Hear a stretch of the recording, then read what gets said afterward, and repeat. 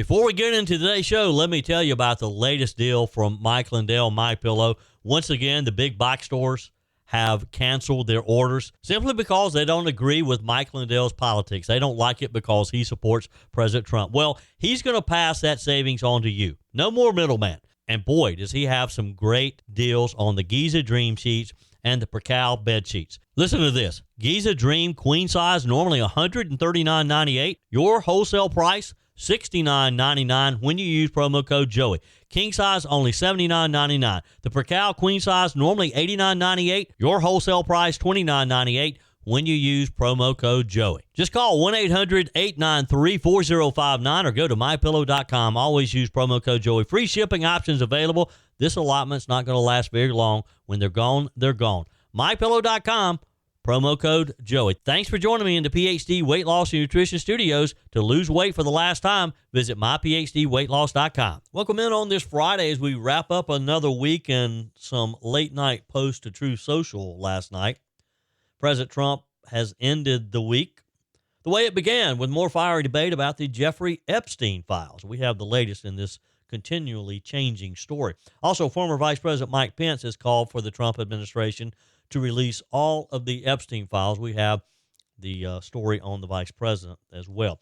White House released a Trump health update after speculation about the president's swollen legs and bruised hands. We have that full report as well.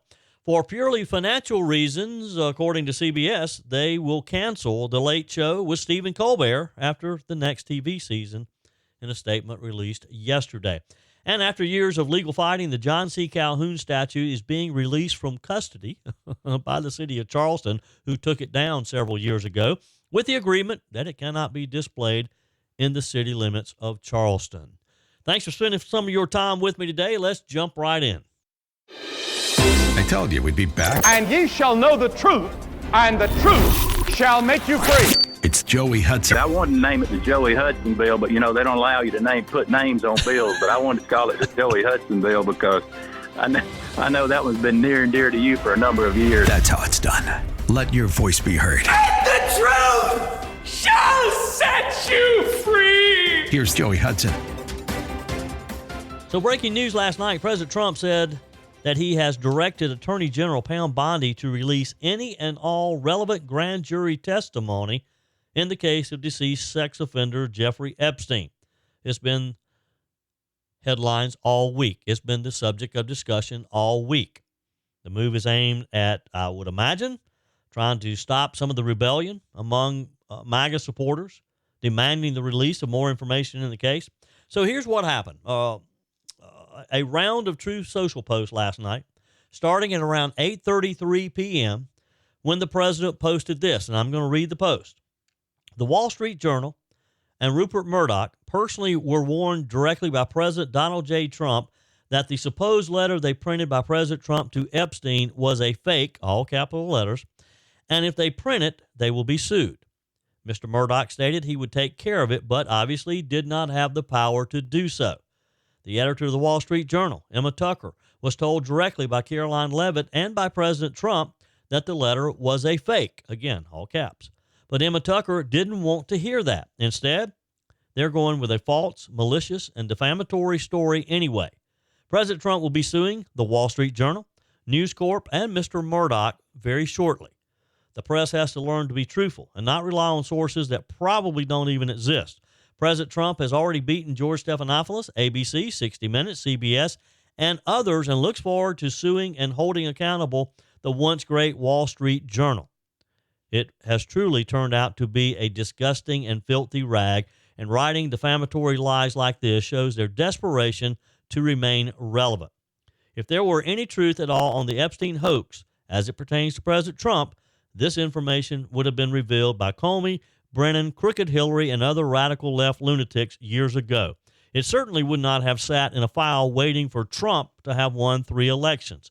This is yet another example of fake news. That was the post on Truth Social last night. Then Mr. Trump wrote again on Truth Social, based on the ridiculous amount of publicity given to Jeffrey Epstein, I have asked Attorney General Pam Bondi to produce any and all pertinent grand jury testimony subject to court approval. this scam perpetuated by the Democrats should end right now. And then in response, just a few minutes later on X, Ms. Bondi said that the Justice Department was ready to ask a federal court today, Friday, to unseal the grand jury transcripts. And then one final post. The president wrote, the Wall Street Journal printed a fake letter, fake, all caps again, supposedly to Epstein. These are not my words, not the way I talk. Also, I don't draw pictures. I told Rupert Murdoch it was a scam, that he shouldn't print this fake story, but he did, and now I'm going to sue his you-know-what off, and that of his third-rate newspaper. Thank you for your attention to this matter, DJT. So here's the story. A collection of letters gifted to Jeffrey Epstein for his 50th birthday back in 2003 included a note bearing Donald Trump's name and an outline of a naked woman. This according to the Wall Street Journal that published this yesterday.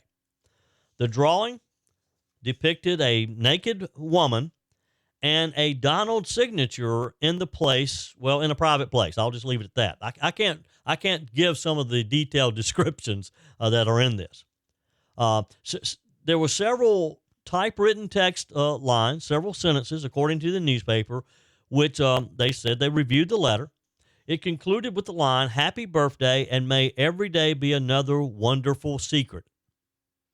Trump, in an interview with the Journal on Tuesday, denied that he wrote the letter or drew the picture and threatened to sue the newspaper if it published the story, which it ultimately did. President Trump, according to the Journal, said, "I never wrote a picture in my life. I don't draw pictures of women. It's not my language. It's not my words." So in response to the story, that's when President Trump posted on Truth Social the post that I just read to you, and then ordered Attorney General Pam Bondi to release the files. This has been on again, off again, on again, off again. Earlier in the evening, President Trump vowed again to sue the Wall Street Journal, Rupert Murdoch, and a number of people, saying that he and the White House Press Secretary Caroline Leavitt had warned them about publishing the story. Vice President J.D. Vance also weighed in on social media, calling the story complete and utter BS. I cleaned it up. This was in a post on X. As a result, last night, some of the most vocal voices on the right who've been pushing for more transparency from the administration came to President Trump's defense and cast doubt on the Journal story. Laura Loomer, for example, who's called for the administration to appoint a special counsel to look into the handling of the Epstein files, called the letter totally fake. She wrote on X, "Everyone who actually knows President Trump knows he doesn't type letters. He writes notes in big black Sharpie." And that's true. I've seen some of them. Charlie Kirk, my colleague, posted on X, "This is not how Trump talks at all. I don't believe it." His post referred to the typewritten note in the letter that envisions a conversation between Trump and Epstein about there being more to life than having everything. In a memo last week, the Justice Department said that Epstein did indeed die by suicide and that there was no Epstein client list. And this started this whole fiery debate that we have been in for over a week now, of whether or not there really is a client list. What's really in those Epstein files? Who's hiding it? It's had Attorney General Pam Bondi. It's had a lot of Trump loyalists really at one another's throats, really questioning who's really telling the truth here. As you know, earlier this week, President Trump was angry. He dismissed the backlash, accused his supporters of falling for a hoax by fixating on the case. He urged Republicans to drop the issue altogether. It's not going away. You and I talked about it earlier this week.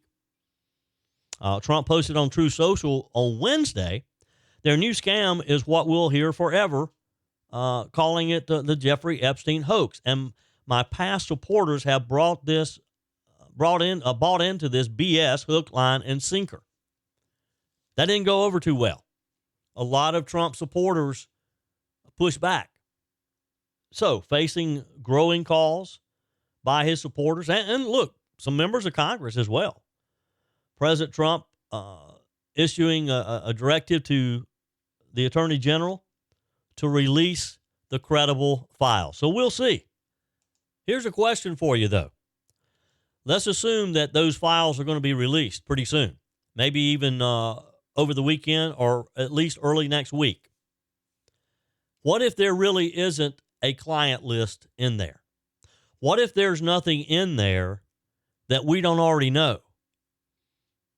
Is it going to be credible? Are we going to believe it? Do you think that the Trump loyal, the America First Trump supporters at this point, the way this has been handled, will ever believe anything? I mean, the next conspiracy theory will probably be, well, who took the good stuff out before releasing the files? Will we ever completely trust that we know exactly what was in that file? That's my question to you. Text me, email me, joey@joeyhudson.com. Joey Hudson here. America is facing a health crisis, and the answer isn't more meds. I lost over 30 pounds on the PhD weight loss plan without Ozempic or any weight loss shots. Don't settle for a lifetime of medication. GLP-1 injections like Ozempic help some people lose weight, but they come with side effects, high cost, and most gain it back when they stop. At PhD Weight Loss, we reveal Big Pharma's big secret. Your body already makes GLP-1, the appetite-fighting hormone. Our program helps your body make it naturally so you'll drop the pounds faster. With the PhD method, no side effects, no long-term risk, no rebound weight gain, just natural, lasting results, all without hunger or cravings. Right now, get a free body scan and personalized metabolic assessment. Discover your body's true potential without a shot. It's free and gives you the keys to your personalized plan. Do like I did and don't trade your health for a quick fix. Call now at 864-644-1900. That's 864-644-1900 or visit myphdweightloss.com, myphdweightloss.com. Before we move on from the Jeffrey Epstein story, one final thing. Also calling for the release of the files yesterday was former Vice President Mike Pence, who made headlines by saying it's time to put everything out in the open. He was speaking with CBS News correspondent Major Garrett when he said this. He said the Jeffrey Epstein matter is a hoax. Last week, his Justice Department said there were more than 1,000 victims of Jeffrey Epstein. Last summer, Trump said he was open to declassifying all the relevant files and the Epstein client list, and that his suicide looks suspicious. How can all those things be true and it be a hoax? I don't understand where things stand with all this. I think the time has come for the administration to release all of the files regarding Jeffrey Epstein's investigation and prosecution. It's important that we protect the names of the victims. They should be excluded from any disclosure. But whether or not the facts justify charges, I think that anyone who participated or was associated with this despicable man ought to be held up to public scrutiny.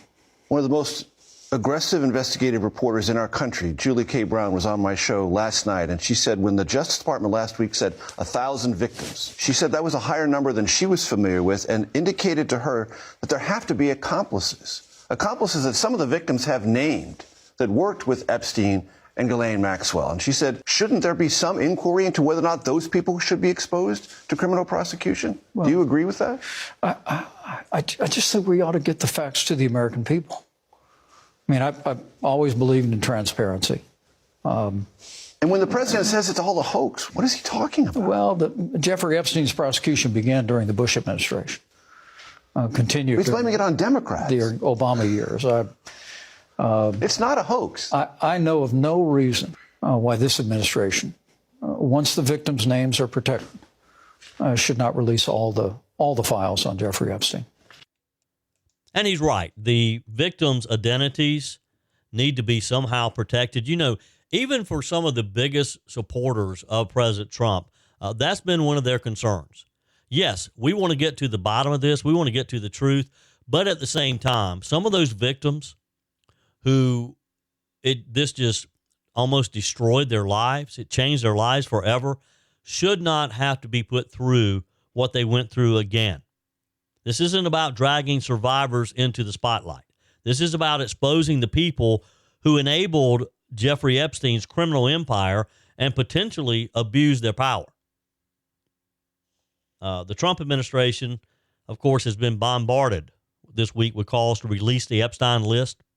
That phrase alone has become a kind of rallying cry among Americans fed up with the double standards. One set of rules for them, another set of rules for the elite, the rich, the powerful. President Trump, unlike his predecessors, has never had anything to hide when it comes to Epstein. In fact, he famously banned Epstein from Mar-a-Lago years before Epstein was even arrested. That's not speculation, it's documented. Epstein crossed the line and Trump made it clear, you're out. I don't want you here. Compare that to former President Bill Clinton, who we know flew on Epstein's plane multiple times, or to the high-ranking Obama and Biden officials who spent years downplaying the whole thing. Trump didn't just walk away from Epstein. He made sure Epstein couldn't come back. So let's hope that this whole matter is going to be put to bed pretty soon, that we're going to know the truth and we can move on, because we have other important issues we need to be talking about. Yesterday, White House Press Secretary Caroline Leavitt revealed additional details about President Donald Trump's health after photos showed some bruising on the back of his hands and apparently swollen legs. Leavitt read a memo explaining that the swollen legs were part of a benign and common condition for individuals older than age 70, while the bruising on his hands was attributed to frequent handshaping and the use of aspirin. Here's the press secretary during her daily briefing yesterday. On another note, I know that many in the media have been speculating about bruising on the president's hand and also swelling in the president's legs. So in the effort of transparency, the president wanted me to share a note from his physician with all of you today. In recent weeks, President Trump noted mild swelling in his lower legs. In keeping with routine medical care and out of an abundance of caution, this concern was thoroughly evaluated by the White House medical unit. The president underwent a comprehensive examination, including diagnostic vascular studies. Bilateral lower extremity venous Doppler ultrasounds were performed and revealed chronic venous insufficiency, a benign and common condition, particularly in individuals over the age of 70. Importantly, there was no evidence of deep vein thrombosis or arterial disease. Laboratory testing included a complete blood count, comprehensive metabolic panel, coagulation profile, D-dimer, B-type natriuretic peptide, and cardiac biomarkers. All results were within normal limits. An echocardiogram was also performed and confirmed normal cardiac structure and function. No signs of heart failure, renal impairment, or systemic illness were identified. Additionally, recent photos of the president have shown minor bruising on the back of his hand. This is consistent with minor soft tissue irritation from frequent handshaking and the use of aspirin, which is taken as part of a standard cardiovascular prevention regimen. This is a well-known and benign side effect of aspirin therapy. And the president remains in excellent health, which I think all of you witness on a daily basis here. So the president wanted me to share that note with all of you. I'm happy to take further questions on it. We will provide the memorandum from the president's physician to all of you, as we always do. So there you have it. This all started with photos of the president's swollen legs that were circulated a few weeks ago when he attended the soccer, the World Cup final at the MetLife Stadium in New Jersey. He was accompanied by First Lady Melania Trump.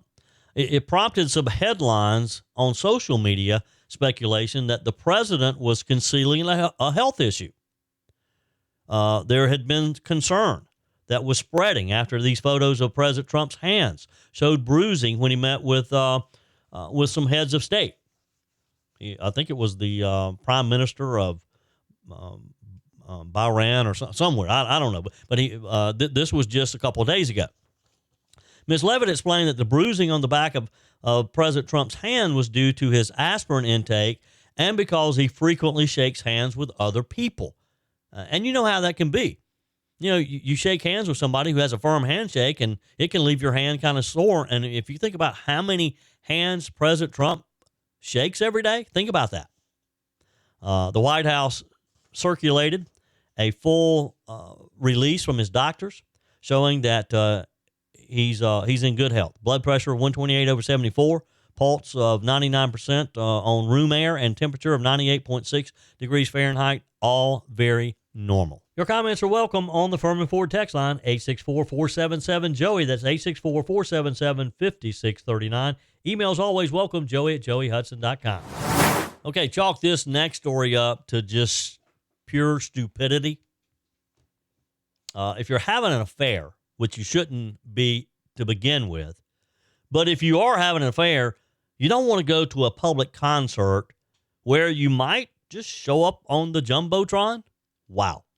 The New York Post led with the story of Kristen Cabot, who is the chief people officer at Astronomer, being caught canoodling with her married boss. She's married too, by the way, on the Jumbotron at Coldplay's show Wednesday night. I guess this was in New York City. She had bragged that she wins, quote, trust with employees at all levels like CEOs. Well, sounds like she's gotten the trust of this CEO. Ms. Cabot was just appointed to a position back in November, and she and CEO Andy Byron, again, both of them married, were quick to gush over one another. This in some public posts, like on LinkedIn. She wrote on her LinkedIn page, "I lead by example and win trust with employees of all levels, from CEOs to managers to assistants." She went on to talk about her exceptional leadership and deep expertise in talent management. She said, "I've been energized in my conversations with Andy Byron and the Astronomer leadership team about the opportunities that exist here, including aiding our employees' career development." So evidently she's been very energized by the CEO, Andy Byron. Now, Mr. Byron was also quick to gush over his newest hire, citing Ms. Cabot as having exceptional leadership and deep expertise in talent management. He went on to write, "She is a proven leader at multiple growth stage companies, and her passion for fostering diverse, collaborative workplaces makes her a perfect fit for Astronomer," their company. Fast forward, this past Wednesday night, the two were mistakenly caught on a impromptu kiss cam during a Coldplay concert. Actually, this was in Massachusetts. I think I may have said earlier in New York. This was in Massachusetts. The surprised and somewhat frazzled CEO quickly tried to duck away and out of the frame.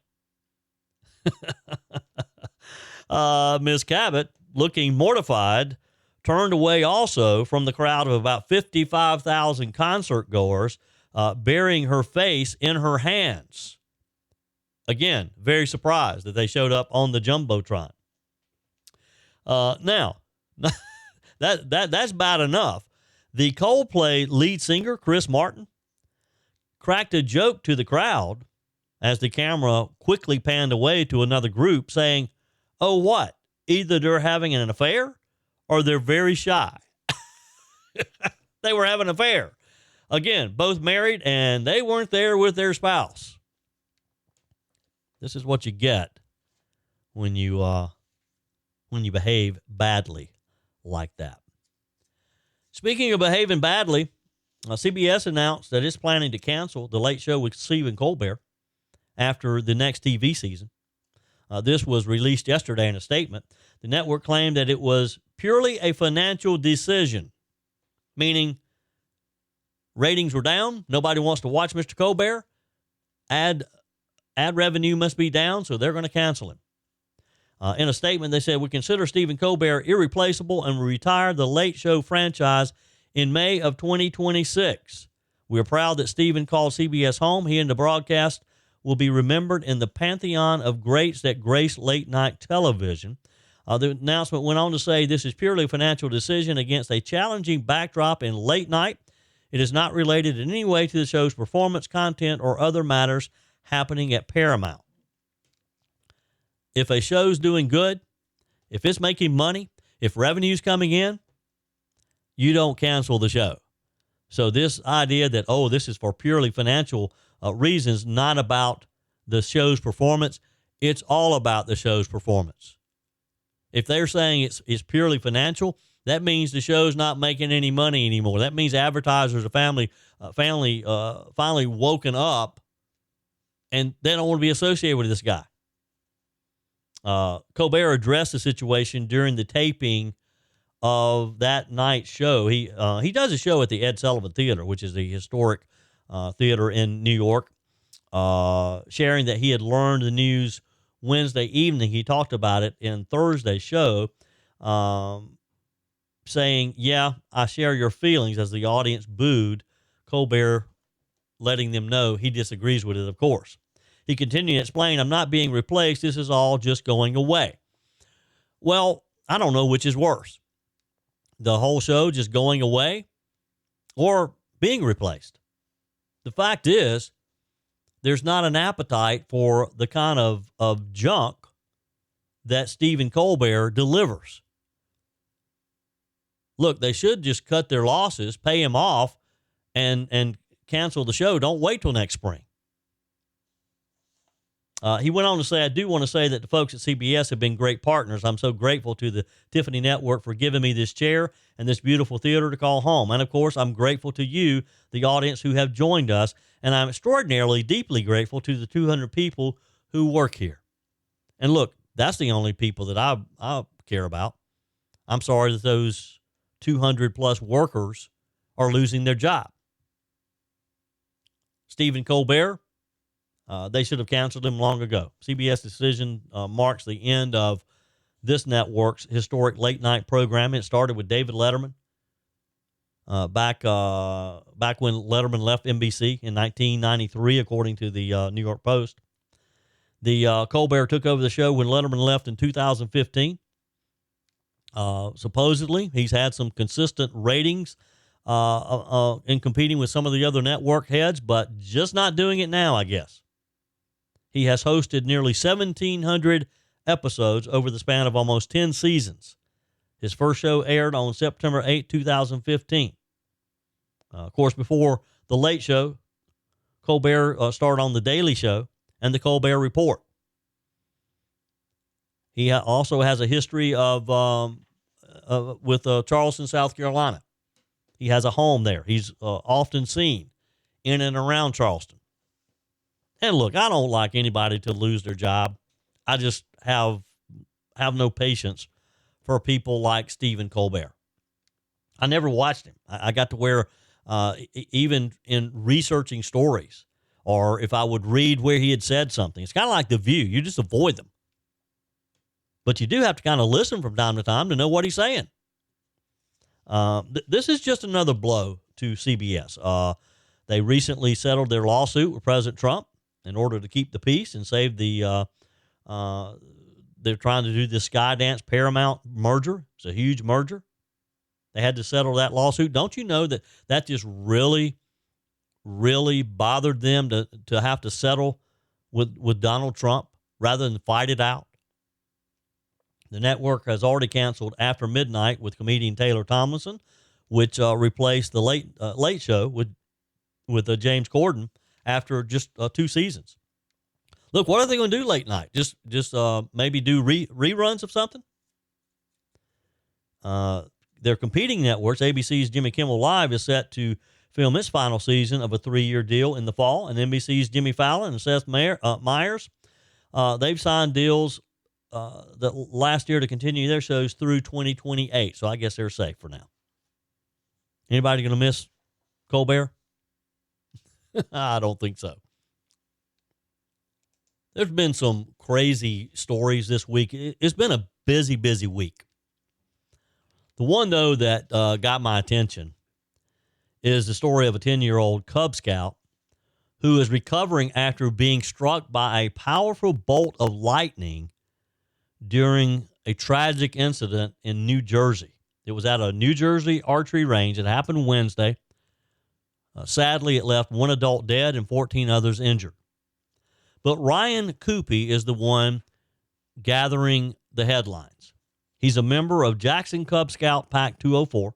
He was participating in an archery lesson at Black Knight Bowbenders in Jackson when lightning struck a tree near the shooting range. This was early evening, according to the Jackson Police Department. 11 boys and 2 girls were attending the event. The lightning strike was so powerful that it knocked Ryan out of his socks and shoes, tearing them to shreds. He sustained second-degree burns on his heels and is still in shock, according to his dad. But hey, he's going to be okay. That's an answer to prayer for sure. Wow. Can you imagine that? Being struck, hit so hard that it literally knocks you out of your socks and your shoes, and you survive? Boy, God was looking out for him. According to his parents, despite the traumatic experience, Ryan remains committed to becoming an Eagle Scout and will be back out on the archery range very soon. God bless this young man, and good for him. Good for him not letting this discourage him or scare him away. Your comments are welcome on the Furman Ford text line, 864-477-JOEY. That's 864-477-5639. Emails always welcome, joey@joeyhudson.com. Speaking of the Furman Ford text line, it's never been more important to support locally run businesses owned by people who actually live here in the upstate. Let me take a minute to talk with you about our friends at Furman Ford. If you're looking for a new vehicle, maybe a great pre-owned vehicle, one you can trust, or maybe you're looking to order that special vehicle. Either way, if you want a new one, a brand new one, or a pre-owned that you can trust, the folks at Furman Ford, they're there to help you. Their name is on the sign because their name is on the line, because every single transaction is important to them. Jim Furman, Matthew Furman. They do business the right way. When you stop by, when you give them a call, or maybe when you just send them a quick email, you're always going to have access to a member of the Furman Ford family. And by the way, they also offer great service, and you're not going to have to wait weeks and weeks to get it done. And you do not have had to purchase your vehicle at Furman Ford. Doesn't even have to be a Ford. They service all makes and models. Visit my friends at Furman Ford online at furmanford.com, furmanford.com. So after years of legal wrangling, a huge piece of history, Charleston's history, is finally on the move again. Story from the Post and Courier. The 12-foot bronze statue of John C. Calhoun, the controversial South Carolina political figure, slavery advocate, is soon going to be handed over to his descendants.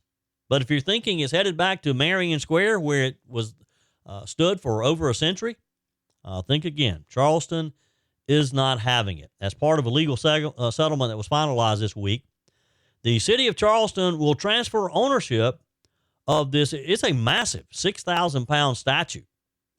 They're going to turn over ownership to Calhoun's descendants and their allies. There is a catch, though. The agreement strictly forbids the statue from being displayed anywhere within the city limits of Charleston, publicly or privately. In other words, he's being booted from the city limits permanently. That detail is key. It reflects the compromise reached, according to insiders, after 2 years of lawsuits, community pressure, political deadlock following the statue's removal in 2020 during the nationwide protest that was sparked by the killing of George Floyd. Remember that? Remember how people were just going nuts all around the country? Cities, local governments were taking down these historic statutes, and Charleston was one of them. Charleston rushed to take this down. It wasn't even on public property, by the way. Marion Square is owned by a private group. We'll get that in just a minute. Charleston City Council voted unanimously to take the monument down at the time, calling it a symbol of oppression. In response, members of the Calhoun family and a historic militia group that owns the land under Marion Square sued the city in 2022. Now, their aim was to block the city from loaning the statue to a traveling art exhibit that there'd been rumors that the city was about to do that somewhere in Las Vegas or somewhere. Longer term, they wanted to reclaim the monument with hopes of one day restoring it to public view somewhere. Now, after some of these backroom negotiations, legal maneuvering, thousands and thousands of dollars being spent on attorneys, looks like they're going to get their statue back. Along with the Calhoun statue itself, the group will also receive several other items from the original monument. For example, 4 bronze plaques, 4 bronze palmetto trees that once framed the statue's base, remnants of the granite foundation that held it in place. You remember the images that we saw when they took this down, they literally had a tractor out there with a crane that they just pushed this thing over and put it on a flatbed and hauled it off. They weren't concerned about damaging it because I imagine they never thought that it would be displayed again. They also found a time capsule that was beneath the monument when it was dismantled. It's a full transfer of what was once the centerpiece of Charleston's civic landscape as described by the Post and Courier. I mean, if you went to Charleston, you went by Marion Square, you saw this huge statue of John C. Calhoun, like a lot of other historic statues in the Charleston area. Now, the city's agreed to give the group up to a year to find a permanent home and to raise the funds to cover the cost of relocation. It's not an easy task.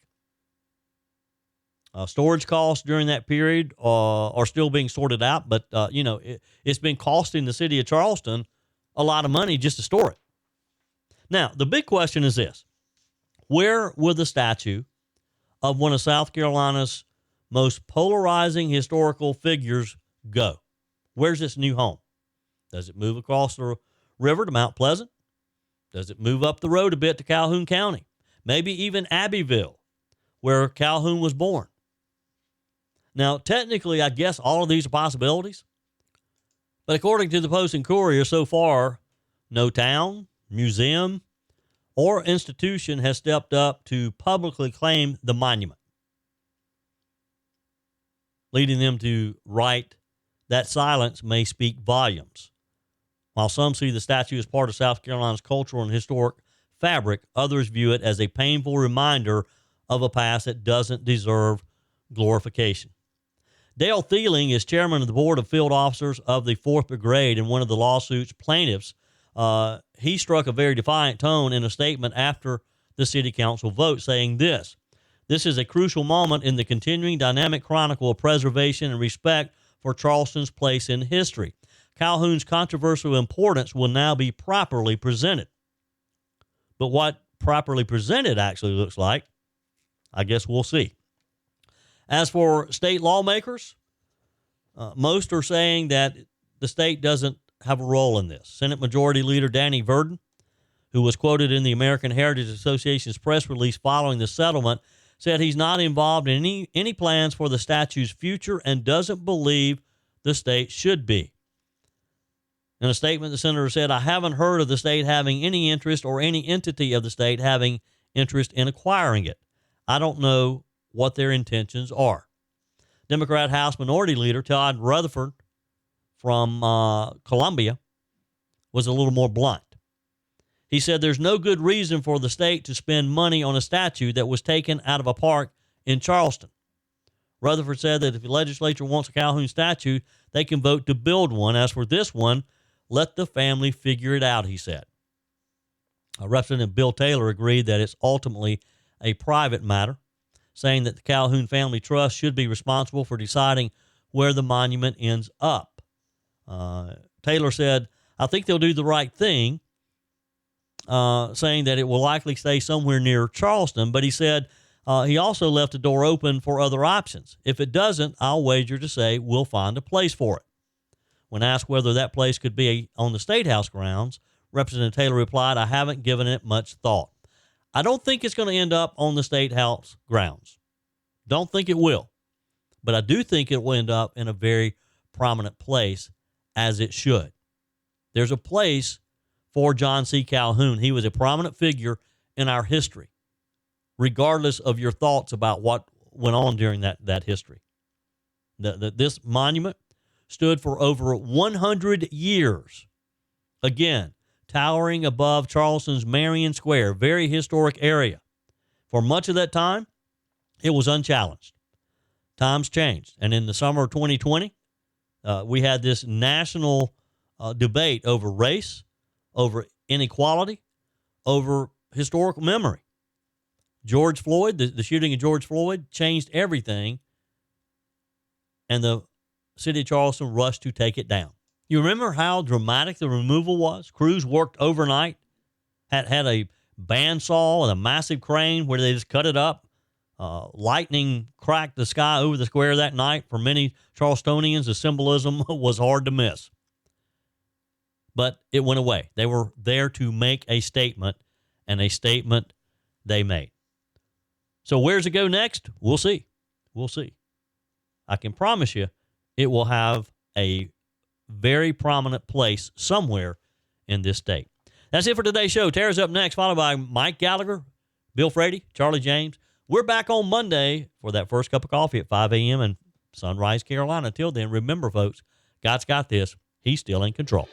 That's it for today's edition of Just the Truth. Thanks for joining me in the PhD Weight Loss Studios. To lose weight for the last time, visit myphdweightloss.com. If you haven't joined my mailing list yet, visit my website, joeyhudson.com. Click on the Connect with Joey button so that you can receive our emails and the most up-to-date news. Also, join me on my YouTube channel. Be sure and like, comment, and subscribe. Just search for Joey Hudson. As always, thanks for spending a few minutes of your day with me. Do me a favor and forward this episode to a few friends. Just click on the share button and send to your contacts. We need to build an army of conservatives to win our country back, and we can do that by continuing to share the truth with our friends and family. Keep those comments coming via the Furman Ford text line, 864-477-JOEY. Email to joey@joeyhudson.com, and I love your messages on the MyPillow message line. Again, that's 864-477-JOEY, 864-477-5639. Be sure and take advantage of the MyPillow special, just $14.88 on the standard MyPillows when you use promo code Joey. Order online at mypillow.com or call 800-893-4053. We're back again tomorrow and hope you'll plan to join us. Until then, remember, God's got this. He's still in control.